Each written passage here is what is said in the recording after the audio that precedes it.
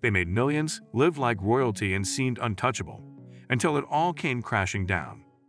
From chart-topping musicians to A-list actors, these 10 celebrities went from fortune to financial ruin, and some of the reasons will leave you speechless. Lavish mansions, wild spending, bad investments, and shocking betrayals. This is the darker side of fame they don't show you on the red carpet. Stick around as we count down the stars who lost it all, and what happened after the money ran out. 10. McHammer. Let's kick things off with the man who single-handedly made parachute pants a global phenomenon and a legitimate lifestyle choice. The year was 1991. The album was Please Hammer, Don't Hurt M. You remember it? The entire world did. It wasn't just a record, it was a cultural reset button, selling over 10 million copies and catapulting MC Hammer into the stratosphere. With a cool $30 million sitting in the bank, life was supposed to be on easy mode forever. So what's a newly minted multimillionaire do? He goes on a spending spree of legendary proportions. First, he decides his circle of friends needs to be on the payroll. Not one or two, but a 200-person entourage, each with a salary. Then came the assets, a fleet of luxury cars and a stable of 19 thoroughbred racehorses. His mansion was a monument to excess, complete with gold-plated gates so ostentatious you could probably see them from orbit. The water bill for the sprawling marble fountains alone was $5,000 a month, a necessary expense, apparently, just to keep the swans happy. But gravity always wins. The royalty checks started to shrink, the lawsuits popped up like a game of whack-a-mole, and the financial math got terrifyingly ugly. By 1996, the party was over. He filed for Chapter 11 bankruptcy, citing a staggering $13 million in debt. The Golden Gates were unceremoniously sold for scrap. These days, you'll find him preaching the gospel of burn rate wisdom at tech conferences and delivering Sunday sermons. It turns out the phrase, "you can't touch this," also applies to the principle of your fortune when you're spending recklessly. 9. Cyndi Lauper. Before the explosion of neon hair, infectious pop anthems, and becoming a global icon, Cyndi Lauper was the frontwoman for a band called Blue Angel. They poured their hearts into an album, expecting it to be their big break. Instead, it bombed, commercially and critically. To add insult to injury, their managers sued them for $80,000, a sum that might as well have been $1 billion. The legal battle that followed was a slow, painful bleed, with lawyers consuming every last dime she had. The dream was dead. Cyndi found herself at absolute zero, riding the New York subway, clutching a handful of pennies, a ghost in the city that was supposed to make her a star. She crashed on friends' couches, her prized guitar locked away in a pawn shop. This wasn't just a setback.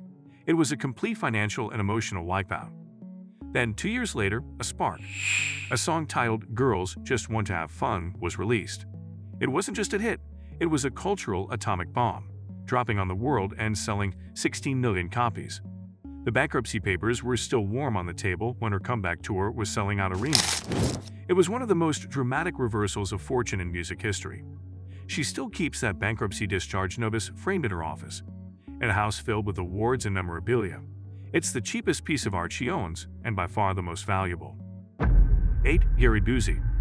He had wild eyes, a cannonball personality, and a talent that was even bigger. For decades, Gary Busey was the guy you called when your movie needed a jolt of raw, unpredictable energy. He was a magnetic force on screen, an actor who was impossible to ignore. Then came 1988, and a devastating motorcycle crash that scrambled the circuits and altered the course of his life forever. The accident led to a mountain of medical challenges, brain surgery, and a long, arduous recovery. The surgeries piled up, each one more expensive than the last. The insurance companies, as they so often do, shrugged and buried him in paperwork and denials. As if that wasn't enough, the IRS swooped in and slapped a massive line on top of his existing troubles. The financial pressure became unbearable. By 2012, he had no choice but to file for Chapter 7 bankruptcy. The official documents painted a bleak picture, just over $50,000 in assets, against debts that were spiraling toward $1 million. It was a humbling public fall. In a surprising turn, a GoFundMe campaign was launched and his fans, remembering the decades of entertainment he had given them, chipped in to help keep the lights on. Now he jokes that the only thing he owns free and clear is the trademark toothy grin. And honestly, considering what he's been through, it's worth more than the Lamborghini he lost and never got back. 7. David Cassidy. In the early 1970s, David Cassidy was, without exaggeration, one of the most famous people on the planet. His face was a permanent fixture on every teen girl's lunchbox, bedroom wall, and magazine cover in America. The hysteria that followed him was deafening. The money that came with that level of fame was astronomical, rolling in so fast it was hard to count. Unfortunately, it rolled right out again just as quickly. Cassidy developed a taste for expensive muscle cars, poured money into disastrous land deals that promised high returns and delivered nothing, and navigated two incredibly messy and costly divorces. For a while, the incoming cash was enough to patch the holes. But by 2015, the magic had faded.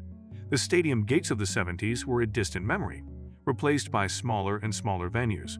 A series of DUIs brought legal fees and mounting tabs that he couldn't pay. The bankruptcy filing was inevitable, revealing a crushing $10 million in debt. His sprawling Florida mansion was foreclosed on, and the tour bus was swapped for club stages the size of an average person's basement. He spent his final years as a working musician in the purest sense, singing the old hits in whatever rooms would pay him enough to cover the next bill. When he passed away in 2017, his estate was so depleted it barely had enough to cover his own funeral. It's a long, tragic fall from the roar of arena cheers to the dim footlights and the pressing weight of next month's rent. 6. Burt Reynolds. The money from Smokey and the Bandit wasn't just good money. It was serious, generational, king of Hollywood money. At his peak, Burt Reynolds was commanding an astounding $10 million a picture, making him one of the highest-paid actors in the world. And he spent it like one. He didn't just buy a house. He bought a 160-acre ranch in Florida, a personal fiefdom fit for a movie star. He didn't just fly first class. He bought a private jet to make convenient weekend runs to watch his college football team play. His collection of cowboy hats was so vast it could have probably outfitted the entire state of Texas. He was the epitome of swagger and success. Then the foundation began to crack. The blockbuster hits stopped hitting with the same explosive force. His incredibly public and acrimonious divorce from actress Loni Anderson reportedly cost him a staggering $20 million settlement. To make matters worse, the early 90s real estate market collapsed, taking the value of his ranch with it. In 1996, the man who had it all had to file for Chapter 11 bankruptcy, with debts approaching $10 million. The private jet flew away for the last time, sold off to pay the bills. He famously claimed the fuel bill for its last flight was still in his mailbox. But through it all, he kept acting, mostly to keep the IRS happy, and he never lost that wry sense of humor. The repo guys took my jet, he'd often say, but at least they didn't ask me to tip. 5. Teresa Giudice. Reality TV cash is a strange kind of currency. It feels like monopoly money until the very real mortgage payments are due.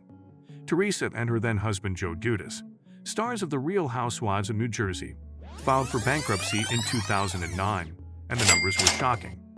They listed a jaw-dropping $10 million in liabilities. The breakdown was a portrait of a lifestyle lived on credit, including an incredible $2.6 million in credit card debt alone. But the bankruptcy filing was just the beginning of their nightmare. Allegations soon surfaced that they had hidden assets from the court, cash, a boat, and even a commercial-grade washer and dryer. This led to federal fraud charges. The facade of their perfect, marble-clad life came crashing down in the most public way imaginable. Teresa served 11 months in federal prison, while Joe served a 41-month sentence and was subsequently deported to Italy. The fallout was brutal. They traded their opulent marble manse for a modest Jersey townhouse. The lavish spending was replaced with the harsh reality of coupon clipping. The cameras are, of course, still rolling. Reality TV thrives on drama, after all, but now their budget is court-approved and brutally restrictive. The days of spontaneous designer shoe shopping are long gone. It's Target sneakers now, baby. Their story is a stark warning about the dangers of trying to live a life for the cameras that you simply can't afford. 4. Nicolas Cage. Let's just take a moment to appreciate the sheer artistry of Nicolas Cage's spending. We're not talking about a few bad investments. We're talking about a masterclass in eccentric accumulation. The portfolio included 15 different homes across the globe. But why settle for a mere mansion when you can own a freaking castle in England and another one in Germany? For getaways, forget a hotel suite. He bought 2 private islands in the Bahamas.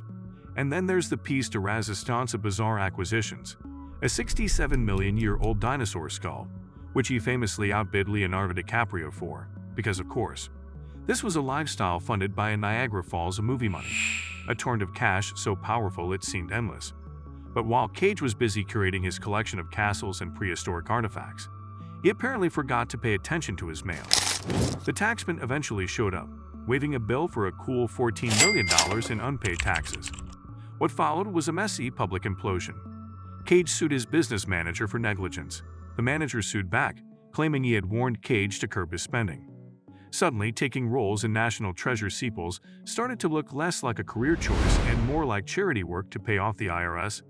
He's since sold the islands, the skull, most of the houses, and the castles. These days, he's methodical, still signing on for every straight-to-video script that lands on his desk, diligently chipping away at the massive tab. Progress is progress. 3. Johnny Depp. The number is almost impossible to comprehend. $650 million. That's the estimated amount Johnny Depp earned over the course of his career as one of the biggest movie stars on the planet. And yet, somehow the financial ledger was bleeding red ink at an alarming rate. A lawsuit filed against his former business managers unveiled a lifestyle of such breathtaking expense it seemed fictional. The documents alleged a monthly burn rate of over $2 million. Let's break that down. $30,000 a month, every month, on fine wine flown in from around the world. $200,000 a month on private jets. $3 million, not a typo, to build a custom cannon to blast the ashes of his friend, author Hunter S. Thompson, into orbit. This was on top of the everyday costs of maintaining a massive staff, providing security, and navigating a $7 million divorce settlement and a storm of other lawsuits. To stop the financial bleeding, Depp was forced to unload a significant portion of his empire. 5 homes, a sprawling estate in France, over 70 collectible guitars, and a significant chunk of his valuable art collection, including prized works by Jean-Michel Basquiat, were all sold off to generate cash. As of last year, he's back on film sets in Europe, reportedly focused on rebuilding his fortune, as he put it, brick by brick. The lesson here is a simple one. Even the most successful pirates in the world need a budget. 2. Mike Tyson. At the height of his power, Iron Mike Tyson wasn't just a boxer. He was a force of nature, the most feared man on the planet. His career earnings reflected that status, totaling an incredible $400 million. And then it was gone. All of it. The stories of his spending are the stuff of legend. He famously owned several pet tigers, which cost a fortune to house and feed. He once bought a solid gold bathtub for his wife as a gift, valued at a reported $4.5 million. He would spend hundreds of thousands of dollars on jewelry he never even bothered to pick up from the jeweler. His generosity was as boundless as his spending, but the bills always come due. Add in multiple divorces, a slew of lawsuits, and crippling penalties from the IRS, and by 2003, his financial world was hit with a final devastating right hook. He filed for Chapter 11 bankruptcy, officially declaring $23 million in debt.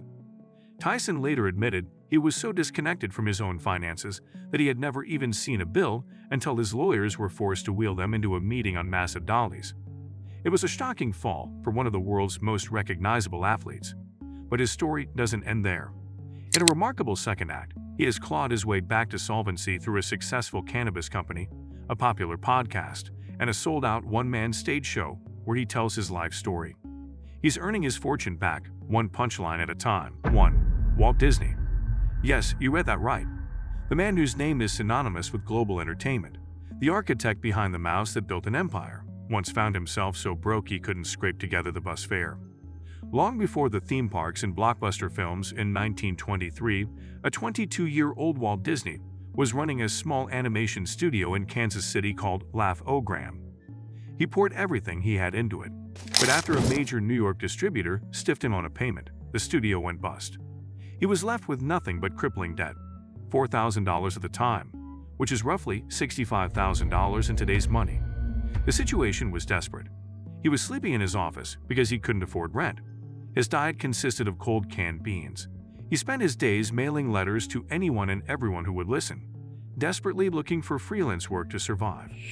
Finally, with his last $40 in his pocket, he bought a one-way train ticket to Hollywood, clutching an unfinished film reel for a project called the Alice Comedies.